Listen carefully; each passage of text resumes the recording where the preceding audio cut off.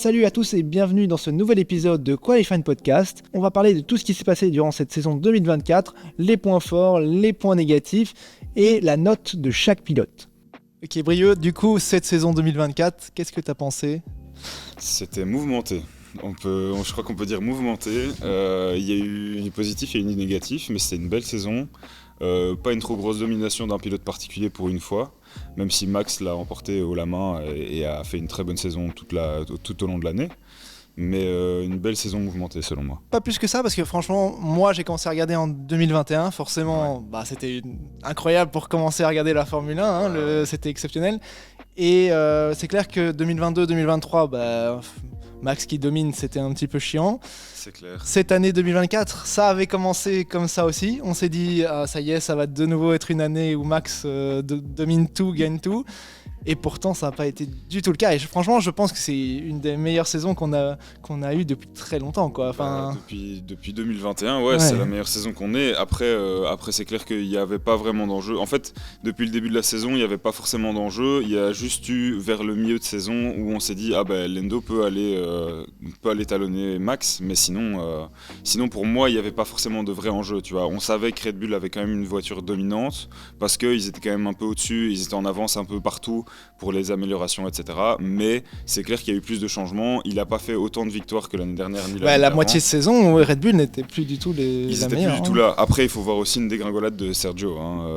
Faut pas se leurrer. Si Pérez avait été meilleur et qu'il n'avait pas fini 8ème à la fin de l'année, je veux dire, c'est sûr et certain que la saison n'aurait pas été la même. Mais même Max, on n'est pas habitué à ce qu'il fasse 4ème ou 5ème. Donc ça, c'était quand même un gros changement. Après, je crois que ça, pour le coup, ça joue surtout en faveur de la voiture parce que la voiture ne se développait plus autant que ce qu'ils avaient réussi à faire jusque-là. Et donc, du coup, forcément, les autres continuent d'avancer pendant qu'eux stagnent un peu plus. Donc, ils rattrapent leur retard. Et donc, Max n'est plus aussi dominant qu'avant. Mais il a prouvé plusieurs fois sur l'année qu'il était toujours aussi fort et que ça restait probablement un des meilleurs, si c'est pas le meilleur pilote actuel de la grille, quoi. Donc, Ce qui est un peu dommage, c'est que quand il y a eu les nouvelles régulations en 2022, on a vu Red Bull qui dominait, on s'est dit merde, ça va de nouveau être un changement de période où il y a une écurie qui domine. Et on peut quand même dire qu'ils ont réussi à faire ce qu'ils voulaient, c'est-à-dire que les voitures se rapprochent vraiment fort et ça n'a jamais été aussi proche en 2024 et du coup ça veut dire en 2025 ça s'annonce incroyable parce que franchement ça va être très très serré, quoi. Surtout que ce qu'on peut se dire c'est qu'en plus à partir de 2026 t'as les nouvelles réglementations qui vont sortir, donc du coup ça veut dire qu'ils vont pas investir trop d'argent non plus dans les voitures de 2025, donc ils vont améliorer comme il faut en sachant que 2026 va changer complètement, donc à mon avis ça va être une saison vachement serrée à partir de 2025. C'est un peu dommage d'ailleurs même que ça arrive déjà en 2026, quoi. C'est toujours la même chose, c'est quand on arrive à un moment où tout le monde se rattrape un petit peu, on a tout changé. Après justement je crois que la saison 2026 peut être intéressante, enfin là on parle déjà de vachement plus loin, mais c'est intéressant parce qu'il y a une nouvelle écurie qui se pointe et en plus de ça les régulations qui changent, donc en fait ça risque de rebattre les cartes et surtout que Red Bull soit plus du tout dans le top 1 parce qu'en plus nouvel équipier pour Verstappen, donc à voir comment ça va se passer, parce que si ça se trouve Hadjar va pas faire le taf qu'il devrait faire. Après on risque d'avoir de nouveau par exemple Mercedes qui gère son moteur et qui du coup domine pendant des années, quoi. Donc, peut-être, mais d'un autre côté Mercedes n'a plus Hamilton. Ils ont Russell qui est un très bon pilote, mais à voir ce qui va se passer parce que Ferrari reprend aussi très très fort le. Ça bien sûr. Je veux dire, Leclerc a quand même fait pas mal de victoires cette année. Il a fait des très belles choses. Maintenant, ils vont avoir l'atout Hamilton dans leur poche pour avoir l'expertise en plus. Donc je crois qu'ils vont remonter aussi très fort. McLaren qui remonte très fort aussi. Donc je crois que vraiment les écuries sont tellement bien placées toutes que ça peut très bien se passer. On a hâte pour 2025. Ça va être beau ça. Moi j'espère de tout mon cœur soit un titre de Hamilton chez Ferrari, mais ce qui m'étonnerait très fort, soit un titre de Lando, quoi. Le titre de Lando, ce serait magnifique pour 2025. Maintenant, on va parler de ton meilleur moment selon toi en 2024. C'était quoi ? Le meilleur moment, j'aurais tendance à dire un pilote en particulier, mais je crois que je vais rester sur la victoire de Lando Norris. Sa première victoire à Miami, là, personne s'y attendait. Ouais, c'est ça, totalement inattendu. Et vraiment, il l'a raflé, mais il a géré sa course de A à Z. Je crois que même lui était surpris que sa voiture puisse faire ça à ce moment-là. Et ça a marqué le changement pour McLaren aussi. Ouais, parce qu'en fait, ils se sont rendus compte qu'ils pouvaient gagner. Et je crois que là, ils ont tout donné, quoi. Ils ont amené des upgrades à ce moment-là, et ça a marché pour tout le restant de la saison. Exactement. Donc ils savaient qu'ils étaient dans la bonne fenêtre, et là, c'était juste exceptionnel, quoi. C'est clair. Ça a totalement changé la saison, parce que jusque-là, c'était pas foufou. Hein. C'était Red Bull devant, Max tranquille. Je crois qu'à cette époque-là, Max avait gagné 2 courses, et l'autre, c'était Sainz qui l'avait gagné, je pense. Donc, ouais, en Australie, ouais. Donc, je pense que la 4ème, c'est Lando qui la gagne. Et là, tu te dis, ok, il l'a enfin, et là, c'est bon, il est lâché, quoi. Et on l'a vu au cours de la saison.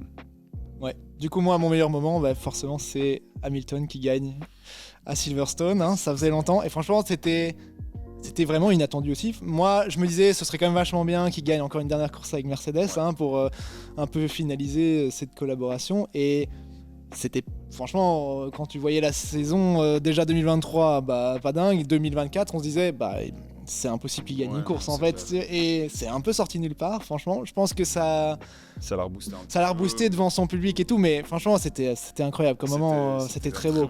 C'était un très beau moment, surtout à Silverstone. Hein, ça veut dire beaucoup. Le championnat anglais, je veux dire, il n'y a rien à faire, c'est sa course. Hein, donc, Et franchement, au niveau de l'émotion, surtout parce que c'est aussi pour ça qu'on regarde la Formule 1. Ouais. Et ça faisait longtemps qu'on n'avait pas eu un moment comme ça aussi touchant, et franchement quand t'es fan et que tu vois ça, ça fait quelque chose, quoi. C'est clair, du coup tu te dis que en fait, ils sont loin, mais il y a encore possibilité qu'il se passe quelque chose. Et c'est vrai que dans sa dernière saison, enfin on le savait pas encore à l'époque, je crois, qu'il allait chez Ferrari, c'était encore dans les rumeurs, mais se dire que potentiellement c'était sa dernière victoire avec Mercedes, ça changeait toute la donne, quoi. Mais c'est beau qu'il l'ait eu, parce que tu vois, ça n'aurait pu jamais arriver vu les performances de Mercedes qui étaient pas dingues. Ils ont 3 voitures d'affilée qui sont pas dingues, non, c'est ça. Vraiment pas bonnes. Et donc non, c'est clair que là c'était plutôt pas mal. Mais c'est vraiment ça qui a marqué la saison de Mercedes en 2024, c'est que ils passaient d'une des meilleures voitures à une voiture vraiment horrible d'une course à l'autre, et ils ont toujours pas compris qu'est-ce qui ne va pas sur leur voiture. Je crois que eux, pour le coup, ont vraiment hâte d'être en 2026 et recommencer avec une feuille blanche, parce que c'est des roller coasters, quoi. Mais ce qui est fou, c'est que quand ils arrivent à vraiment gérer le setup et tout, ils peuvent gagner les courses comme ils veulent. Donc si en 2025 ils arrivent à trouver ce qu'il faut, je pense que George Russell, en vrai, il pourrait gagner beaucoup de courses, en fait. Ouais, il pourrait gagner beaucoup de courses, mais comme je disais, le problème ça va être les autres, parce que les autres peuvent gagner beaucoup de courses aussi. C'est ça. Et parce que quand tu vois, ils gagnent à Silverstone, mais par contre à Interlagos, ils savent pas où mettre la voiture. En fait, tu te demandes un peu si c'est la même voiture qu'ils ont utilisée pour toutes les courses. Tu vois, à Spa-Francorchamps, George qui nous fait une masterclass, mais qui est disqualifié après.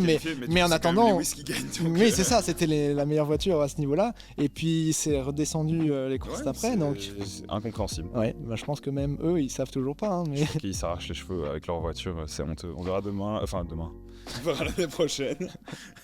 On verra l'année prochaine et voir si ça change quelque chose. Et surtout, s'ils abandonnent pour ces réglementations. Et surtout, on va voir Antonelli si il est vraiment le prodige qu'on annonce, et qu'il y a une très bonne voiture. En vrai, il pourrait faire des bons résultats déjà. Il a pas piloté beaucoup en F1 et ils attendent beaucoup d'Antonelli, donc je sais pas où ça va mener. Mais... On a vu peut-être un peu trop pour un début, mais si on a vu Piastri quand il est arrivé en F1, le mec a géré directement, alors c'était sa première année. Piastri, on sentait bien qu'il y avait un petit potentiel derrière, parce qu'il était attendu par beaucoup d'écuries.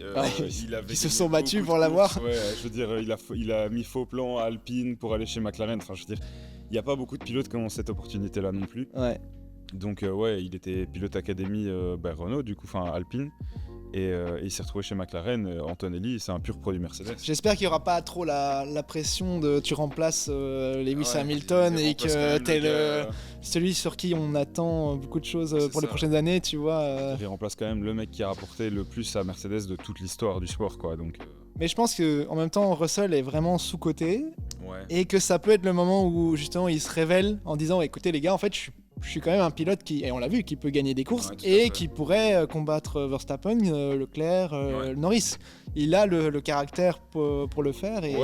Après, moi, mon avis sur Russell, c'est quand même que c'est un pilote qui manque quand même de régularité assez fort. Parce que autant il va marquer des points, c'est bien, etc. Mais on sent très fort que sous pression, il est pas super habitué, il fait beaucoup d'erreurs. On l'a vu, je sais plus c'était quelle course, mais où Alonso est derrière lui.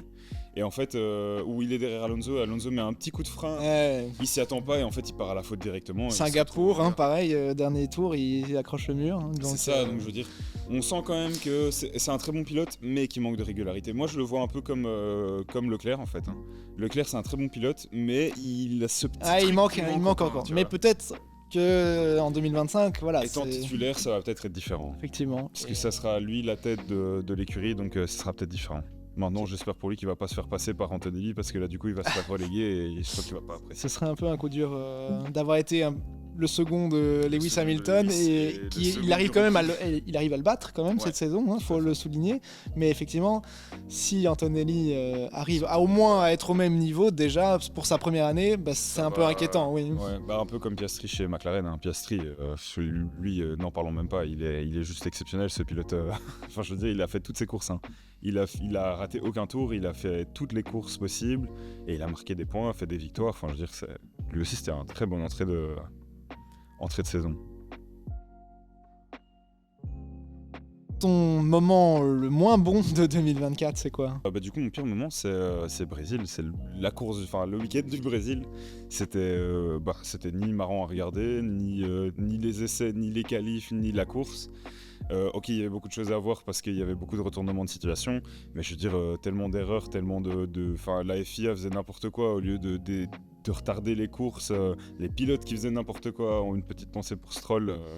Je dirais, pour moi, ça a été la pire de 2024. Alors, pour moi, le pire moment de 2024, je pense quand même que c'est quand Red Bull a viré Ricciardo.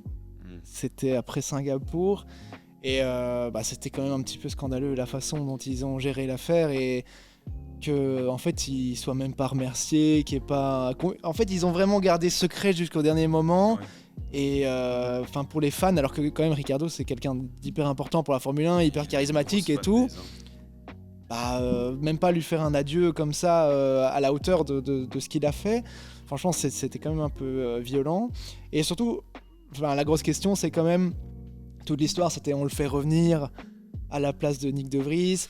Il va remplacer Perez si Perez ne fait pas du bon boulot, ce qui a été le cas. Et en fait, toute cette histoire que Red Bull a montée vraiment, le retour de Ricciardo chez Red Bull et tout le monde attendait ça. Et en fait, ils lui ont même pas laissé la chance une seule fois. Alors ok, il n'était pas au top des performances, mais si vous faites tout ça pour qu'au final, c'est même pas pour lui donner une chance dans la Red Bull à la place de Perez, franchement, en vrai, je pense qu'ils auraient mis Ricciardo toute la fin de saison. Il aurait pas fait pire que Perez. C'est sûr. Ça peut pas être pire. Il aurait peut-être pas fait mieux, mais il aurait pas fait pire. Franchement, c'est clair. Une certitude. Et du coup, c'est un peu incompréhension. Pourquoi le faire revenir et le virer comme une merde ? Parce que c'est Red Bull. Oui, mais ils font pas ça avec Perez, et c'est ça qui est incompréhensible. Je crois que Perez rapportait plus d'argent sur la fin, parce que Ricciardo, on parle quand même qu'il a été pilote réserviste pour Red Bull, puis il y a eu une petite place chez AlphaTauri, du coup RB. Donc on l'a mis là, mais en fait, il faisait pas assez de points, et sauf qu'en fait, je dirais, ils étaient quasiment à égalité avec Tsunoda. C'était pas, mais ils ont préféré sacrifier Ricciardo, et c'est clair que ce petit coup de on le remet en avant et puis en fait on le vire. Mais c'est surtout la façon, ça n'aurait rien coûté de l'annoncer, comme ça les gens pouvaient se dire c'est sa dernière course, on organise un petit truc pour lui dire au revoir. Là c'est vraiment genre il est sorti par la porte, on l'a vu, il était vraiment pas bien quoi, vois. On savait très bien je crois que même lui il avait pas envie de monter dans la voiture pour le Grand Prix, je crois que ça a été un des pires moments de sa carrière. Ouais, manque de respect vraiment, donc ouais. Un gros moment négatif de 2024. Ouais.